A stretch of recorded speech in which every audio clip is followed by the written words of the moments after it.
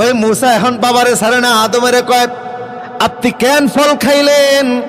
আপনার খাওয়ার কারণে এখন আমার ফেরাউনের মোকাবেলা করা লাগে। কথা কোন না, আপনি নিষিদ্ধ গাছের ফল খাওয়ার কারণে ফেরাউনের মোকাবেলা করা লাগে। এখন আমি একা মোকাবেলা করতাম, এটা তো চলতো কিয়ামত পর্যন্ত কত ফেরাউনের জন্ম হবে। কথা কোন ঠিক কিনা? মুমিনদের কোন ফেরাউন হবে ছোট, কোন হবে বড়, কোনটা হবে আঞ্চলিক। কথা কোন ঠিক কিনা? এই ফেরাউনদের মোকাবেলা করতে গেলে মুমিনদের কত কষ্ট হবে একমাত্র আমনের কারণে। কথা কোন? কেন আপনি খাইতে গেলেন? এখন বাবা আদম শান্ত কণ্ঠে কই, ও মূসা, আমি যে নিষিদ্ধ গাছের ফল খাইছি তোমারে কইছে ডাকে। কথা বুঝেন না? কে বলে? আদম বলে আমি যে ফল খাইছি তোমারে বলছে ডাকে। আদম বলতেছে আমি যে ফল খাইছি মূসা তোমারে কইছে কে? কই আমি তাওরাতে পাইছি। কোথায় পাইছি? তাওরাতে পাইছো। তাওরাত কবে লেখা হয়েছে? কয় তাওরাত আপনার জন্মের 50,000 বছর পূর্বে লেখা হয়েছে। কত বছর? আমার জন্মের 50,000 বছর পূর্বে যেটা লিখিত হয়ে গেছে ওইটা তো ঘটবেই, আমার দোষ কি? কথা কোন রাখে? ওটা তো হবেই, ওটা তো ঘটবেই, ওটা তো বাস্তব হবে, আমার দোষ কি? ফাকুল্লু মুয়াসসিরুন লিমা খুলিকা লাহু।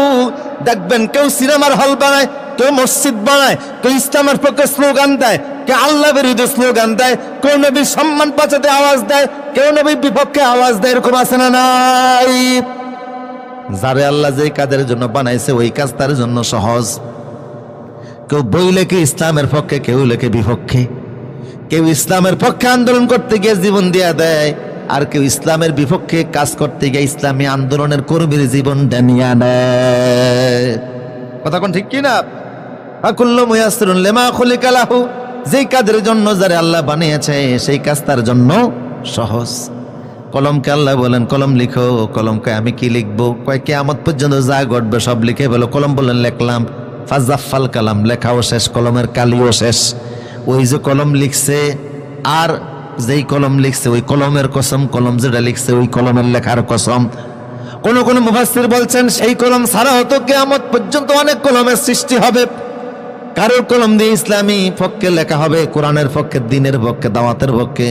কারোর কলম ইসলামের বিপক্ষে যাবে, নিরপরাধ মানুষকে পর্যন্ত অপরাধী বানাবে। কথা কোন ঠিক কিনা? কারোর কলম দিয়ে এমন লেখা লাগবে পুরা বইয়ের ভিতরে যৌন শস্যর ছাড়া আর কিছুই নাই।